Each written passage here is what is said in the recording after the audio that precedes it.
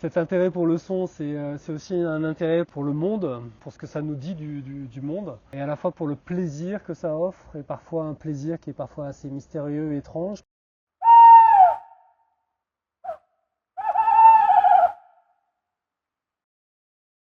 Je suis Emmanuel Dolot, j'ai 53 ans, je suis musicien et metteur en scène, et nous avons créé avec Charlotte Labaki, qui est chanteuse et comédienne, la compagnie La Rouiche.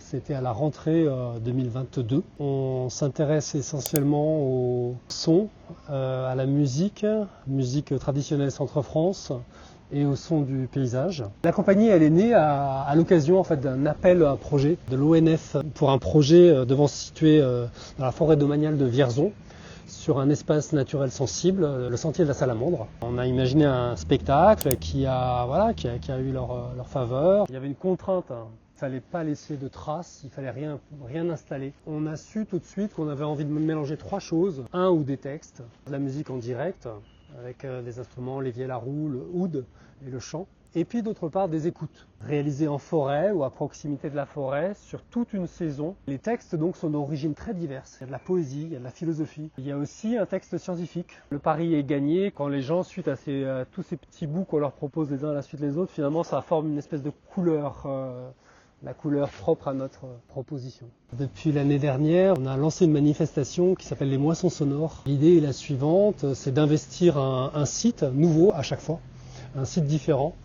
L'année dernière, on a investi 2 exploitations agricoles proches d'ici. Et l'idée, c'est sur une courte semaine, du mardi au samedi, de proposer une résidence à la fois artistique et scientifique, avec trois artistes de disciplines différentes, un artiste son moi-même, et puis on invite un danseur ou une danseuse, on invite un plasticien ou une plasticienne, et puis un intervenant scientifique aussi qui intervient pour nous faire une lecture du paysage. Cette manifestation, en fait, elle est autour de la transformation du paysage. On cherche à interroger. Cet intérêt pour le son, c'est aussi un intérêt pour le monde, pour ce que ça nous dit du monde, et à la fois pour le plaisir que ça offre, et parfois un plaisir qui est parfois assez mystérieux et étrange, parce que des qualités de son, des matières sonores peuvent se suivre dans un temps rapproché sur un même lieu et pourtant être de nature en fait, très très différente.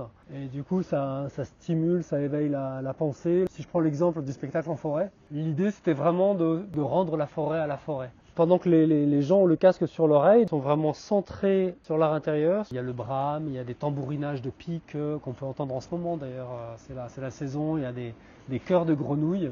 Que perd-on quand on n'écoute plus? Personnellement, c'est donc un moyen d'accéder, d'interroger, de prendre du plaisir au monde. Mais je crois qu'au-delà de mon cas personnel, il y a une espèce de mouvement général en ce moment où il y a de plus en plus de créations sonores en général, même si voilà, ça reste très marginal et tout le monde n'écoute pas des paysages sonores. Mais il y a quand même quelque chose qui se dégage, une force. C'est peut-être pour les mêmes raisons, parce que ça nous permet d'avoir un rapport autre au monde, plus matériel, plus sensoriel, et puis aussi plein de questions, plein de pensées.